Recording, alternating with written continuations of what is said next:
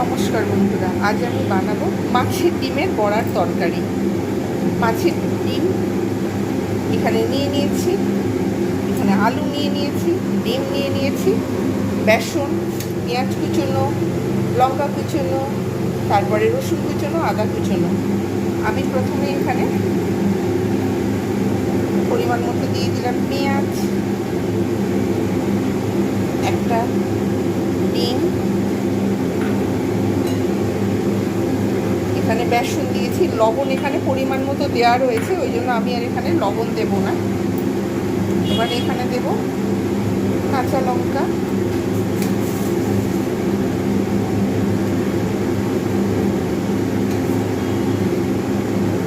রসুন কুচোনো, আদা। এবারে অন্যান্য যে সকল মশলাগুলো দেব, এখানে দেব জিরে গুঁড়ো, ধনে গুঁড়ো, হলুদ গুঁড়ো আগে দেওয়া ছিল তাই খুব অল্প পরিমাণ দেব, লঙ্কা গুঁড়ো একটুখানি জাস্ট দেবো কালারটার আসার জন্য, ব্যাস। এবার এগুলো হাতের সাহায্যে ভালো করে আমি মিক্স করে নিয়ে ফিরে আসছি। কড়াই গরম হয়ে গেছে, এতে আমি সর্ষের তেল দিয়ে দিলাম, ছোট ছোট করে বড়াগুলোকে ভাজবো। তেল গরম হয়ে গেছে, এইবারে আমি একটা একটা করে বড়া এর মধ্যে দিয়ে দেবো।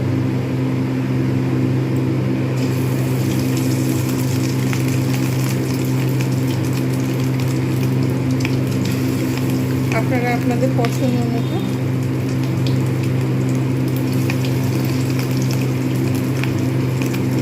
যেমন ইচ্ছা আকার করে নেবেন।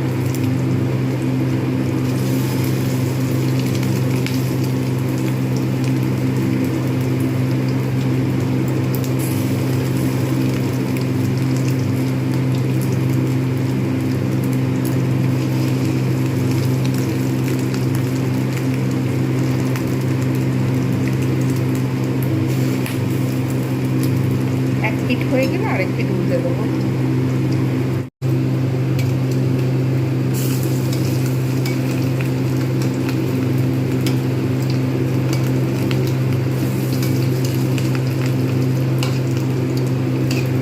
প্রত্যেকটা বড়া আমি ঠিক এপিট ওপিট করে এইভাবে ভেজে নেব।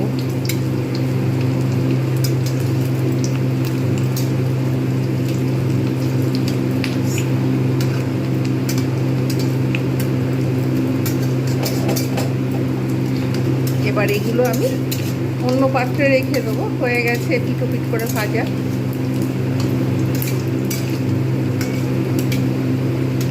আঁচ মিডিয়ামে করে রাখতে হবে, নাহলে কিন্তু ভেতরটা ভালোভাবে কুক হবে না। এই বড়াটা আপনারা শুধুও খেতে পারবেন স্ন্যাক্স হিসাবে, ডালের সঙ্গে ভাতের সঙ্গেও খেতে পারবেন, আবার এটাকে তরকারি করেও খেতে পারবেন। ব্যাস, এবারে আমি এগুলোকে অন্য পাত্রে রেখে দেবো। হয়ে গেছে ভাজা। এবারে আমি সমস্ত বড়াটা ভেজে নিয়েছি। পরবর্তী স্টেপ, আমি এখানে একটু গোটা জিরে ফোড়ন দেব।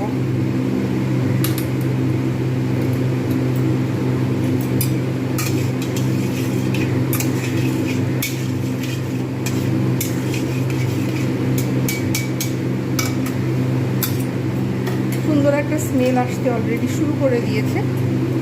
পেঁয়াজটা আমি এবার ভেজে নেব।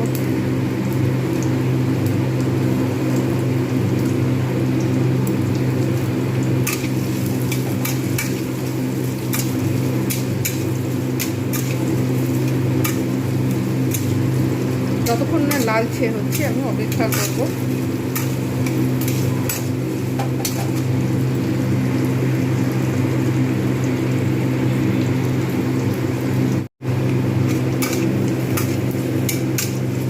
পেঁয়াজ লালচে ভাব এসে গেছে, সফট হয়ে গেছে। এর মধ্যে টমেটোটা দিয়ে দিলাম।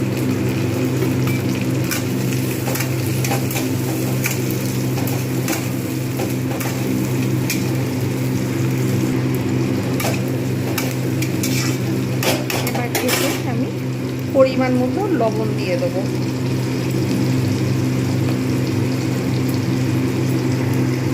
এতে দেবো জিঞ্জার গার্লিক পেস্ট,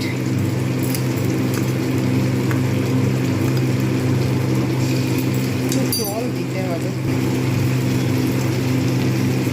ধনে পাতা বাটা আমি দিয়ে দেবো এতে, তা আগে বাটা ছিল ফ্রিজেতে।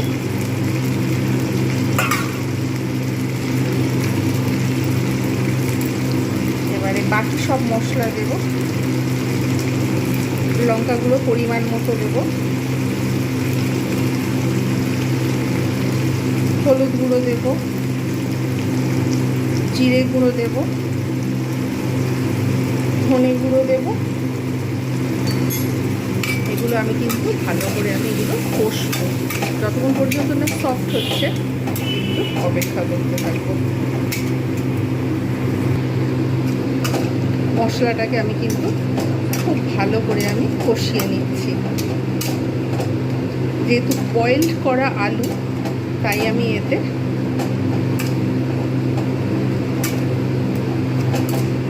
তেল ছাড়তে শুরু করলেই দিয়ে দেবো, মশলার সঙ্গে কষে নেবো। খুব ভালোভাবে মশলাটা কষা হয়ে গেছে। এবার আমি এতে দিয়ে দেবো বয়েলড করা আলুগুলো। অতিরিক্ত এটা ভাজার কখনো দরকার নেই, যেহেতু এটা বয়েল করা রয়েছে তাই অল্প করে কষে নেবো জাস্ট।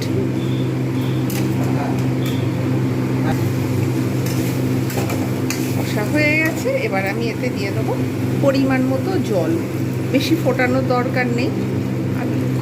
এবারে ফুটে উঠলে অল্প পরিমাণে, যে কটা বড়া আমি ব্যবহার করব, সব বড়া ব্যবহার করব না,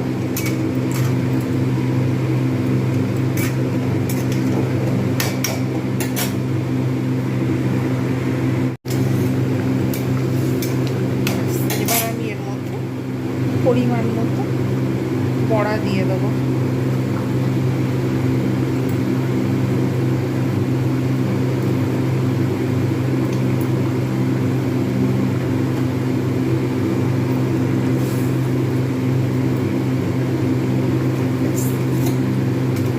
ফুটবে, গ্রেভি ভাব এসে যাবে, আর ঠিক সেই মোমেন্টে আমি নামিয়ে নেব।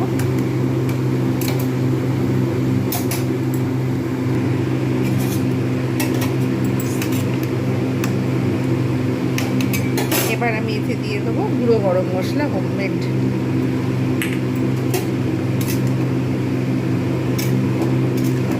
একটু ফুটিয়ে নিয়ে তারপর সার্ভ করে দেখাচ্ছি কীরকম হয়েছে।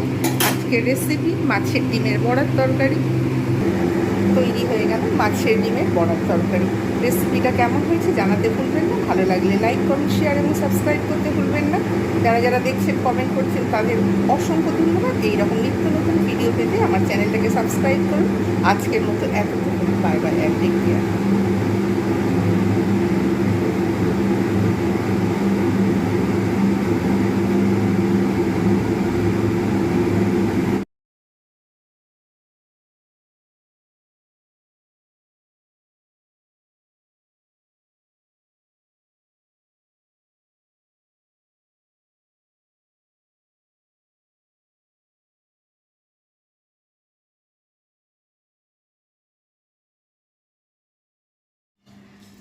ফুল ফুটেছে, জবা আছে, ঘুম থেকে উঠে যাচ্ছে।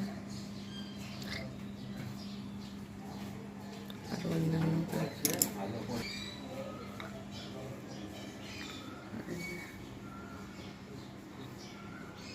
শুভ সকাল।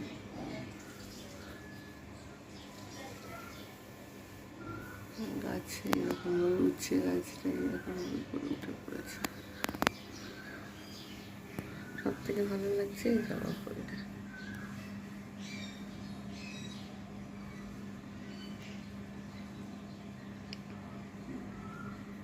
মাঝে মধ্যে একটা করে জবা ফুল ফুটতে থাকে। পাতাবাহারিটা একদম ছোট্ট এনেছিলাম, আস্তে আস্তে বড় হয়ে গেছে।